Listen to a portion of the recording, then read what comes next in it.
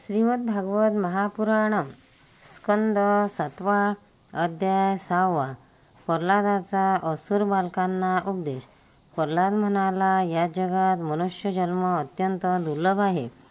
तो परमात्म्याची प्राप्ती करून देणारा परंतु केव्हाही नाहीसा होणारा आहे। म्हणून शहाण्याने लहानपणीच भगवंताची प्राप्ती करून देणाऱ्या साधनांचे अनुष्ठान केले पाहिजे। या मनुष्य जन्मात श्री भगवंताच्या चरणांना शरण जाणे एवढीच जीवनाची सफलता आहे। कारण भगवंत सर्व प्राण्यांचे स्वामी, सुहृदय, प्रियतम आणि आत्मा आहेत।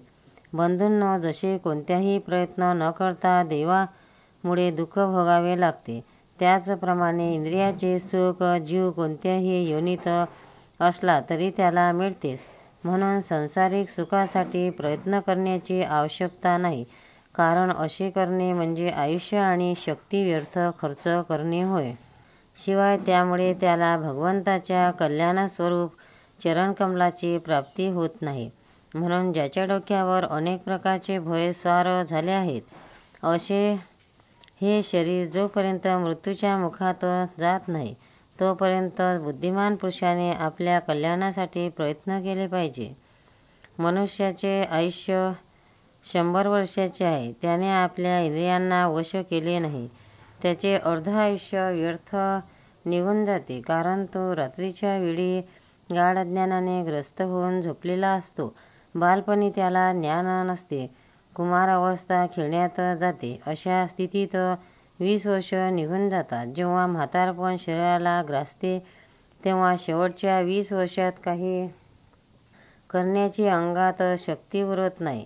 कधीही पूर्ण न होणारा मोठमोठ्या इच्छा आणि जबरदस्त मोह याच्यामध्ये घरादाराची आसक्ती असलेल्या बेसावध जीवाचे उरले सुरले आयुष्यही निघून जाते। ज्याला इंद्रिये वश नाहीत असा कोणता पुरुष घरादारात आसक्त राहून मायाममतेच्या मजबूत पाशात अडकलेल्या स्वतःलाच सोडवू शकेल? त्याचा चोर, सेवक तसेच व्यापारी आपल्या अत्यंत प्रिय अशा प्राणांची सुद्धा बाजी लावून संग्रह करतात। आणि म्हणून जे त्यांना प्राणापेक्षाही अधिक हवेसे वाटते त्या धनाचा लोभ कोणाला सोडवेल? जो आपल्या प्रेमळ पत्नीशी एकांतात सहवास, तिच्या प्रेमळ गोष्टी आणि गोड सल्ल्याचा भुलला, भाऊबंद आणि मित्रांच्या स्नेहपाशात बांधला गेला आणि लहान मुलांच्या बोबड्या बोलण्यात रमला, तो हे सर्व कसे सोडू शकेल? जो आपल्या सासरी गेलेल्या प्रिय कन्या, मुले, भाऊ बहिणी आणि असहाय्य मातापिता, अत्यंत सुंदर सुंदर बहुमूल्य सामग्रींनी सजवलेले घरे, उपजीविकेची वंशपरंपरागत साधने, तसेच गुरेढोरे आणि सेवकांचे नेहमी स्मरण करण्यात रमलेला जीव त्यांना कसा सोडू शकेल? जो जननेंद्रिय आणि रसेंद्रिय यांच्यापासून मिळणाऱ्या सुखानंदाच सर्वस्व मानून बसला आहे, ज्याच्या भोगवासना कधी तृप्त होत नाहीत, जो लोभाने कर्म करता करता रेशमाच्या किड्याप्रमाणे स्वतःला बंधनात अडकवून घेत आहे आणि ज्याच्या मोहाला कोणतीही सीमा नाही, तो त्याच्यापासून कसा विरक्त होऊ शकेल आणि त्याचा त्याग करेल? हे माझे कुटुंब आहे, या भावनेत तो इतका रममाण होतो की त्याचे पालनपोषण करण्यासाठी आपले अमूल्य आयुष्य वाया घालवतो आणि आपल्या जीवनाचा खरा उद्देश सोडून दिल्याचे त्या वेड्याला भान राहत नाही। शिवाय या कामामुळे त्याला सर्वत्र विधीच ताप जाळीत असतात। असे असूनही त्याला वैराग्य उत्पन्न होत नाही। कुटुंबाची काळजी वाहणाऱ्या त्याचे मन धनाच्या चिंतनात नेहमी गाडलेले असते आणि दुसऱ्याचे धन चोरण्यात असणाऱ्या लौकिक पारलौकिक दोषाची जाणीव असूनही आपल्या इच्छा काबूत न ठेवल्या कारणाने इंद्रियभोगाच्या लालसेने तो चोराही करू लागतो। बंधूंनो, अशा प्रकारे जो आपल्या कुटुंबियांचे पालनपोषणातच व्यग्र असतो, तो विद्वान असला तरी त्याला भगवत्प्राप्ती होऊ शकत नाही, कारण आपला परका हा भेद त्याच्या ठिकाणी राहिल्याने त्याला सुद्धा अज्ञानी लोकांप्रमाणेच तामसी गती प्राप्त होते. जो स्त्रियेच्या मनोरंजनाचे साधन होऊन तिचे खेळणे होऊन राहिला आहे आणि ज्याने आपल्या पायात संतानरूपी वेळी अडकून घेतली आहे, तो बिचारा कोणी का असेना व कोठे का असेना कोणत्याही प्रकारे आपला उद्धार करून घेऊ शकत नाही. म्हणून बंधूंनो, विषयासक्त दैत्याच्या संगतीपासून तुम्ही लांब राहा आणि आदिदेव भगवान नारायणांना शरण जा. कारण ज्यांनी संसाराची आसक्ती सोडली आहे त्या महात्म्याचा तोच परमप्रिय मोक्ष आहे. दैत्यपुत्रांनो, भगवंतांना प्रसन्न करून घेण्यासाठी फार मोठे प्रयत्न करावे लागत नाहीत, कारण ते समस्त प्राण्यांचे आत्मा आहेत आणि सगळीकडे सत्तेच्या रूपात स्वयंसिद्ध वस्तू आहेत. ब्रह्मदेवापासून गवताच्या काडीपर्यंत लहान मोठे सर्व प्राणी पंचमहाभूतांनी बनवलेल्या वस्तू, पंचमहाभूते, सूक्ष्म तन्मात्रा, महत्त्व, तिन्ही गुण आणि गुणांची साम्यावस्था असलेली प्रकृती, या सर्वांमध्ये एकच अविनाशी परमात्मा विराजमान आहे. तेच अंतर्यामी दृष्ट्याच्या रूपात आहेत आणि तेच दृश्य जगाच्या रूपामध्ये सुद्धा आहेत.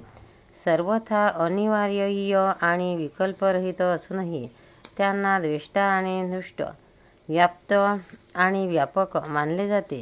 ते केवळ स्वरूप, अनुभव स्वरूप, आनंद स्वरूप एकमात्र परमेश्वर आहेत. गुणमय सृष्टी निर्माण करणाऱ्या मायेमुळे त्यांचे स्वरूप लपून राहिले आहे. ती दूर होताच त्यांचे दर्शन होते. म्हणून तुम्ही आपला आसुरी स्वभाव सोडून सर्व प्राण्यांवर दया करा, प्रेमाने त्यांचे भले करा.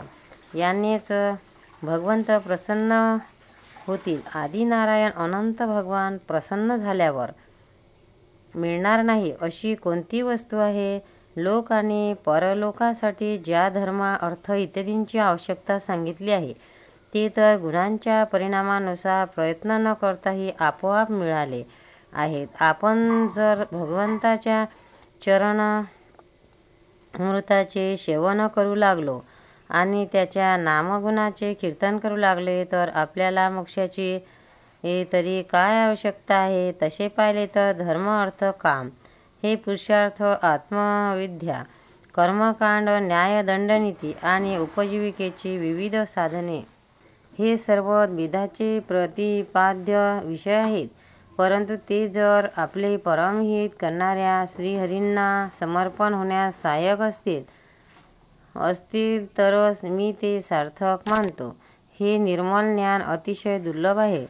नरनारायणाचे नारदांना त्याचा उपदेश केला होता आणि हे ज्ञान भगवंताच्या अनन्यप्रेमी आणि निष्काम भक्तांच्या चरणकमलाच्या धुळीने नालेल्या माणसांनाच प्राप्त होते. हे विज्ञानासहित ज्ञान विशुद्ध भगवंत धर्म होय. भगवंताचे दर्शन करून देणाऱ्या देवर्षी नारदाच्या तोंडून हे मी पूर्वी ऐकले होते. दैत्यपुत्र म्हणाले, प्रल्हादा, या दोन गुरुपित्राशिवाय आणखी कोणत्याही गुरूंना तू किंवा आम्ही जाणत नाही. हेच आपण सर्व मुलांना शिकवणारे आहेत. तू अजून लहान असून राजमहालात आईजवळ राहतोस, म्हणून तू नारदाच्या भेटायला हे अशक्य वाटते. यावरून आमचा विश्वास बसेल अशी एखादी गोष्ट असेल तर ती सांगून आमच्या शंकेचे निरसन करा. गोपाळ कृष्ण भगवान की जय. भक्तांनो, व्हिडिओ आवडल्यास व्हिडिओला लाईक करा, शेअर करा, सबस्क्राईब करा. तसेच बाजूला असलेल्या बेलवर क्लिक करा, म्हणजे याच्यापुढील सर्व व्हिडिओ तुम्हाला सर्वात आधी मिळत जातील. जय श्री कृष्ण.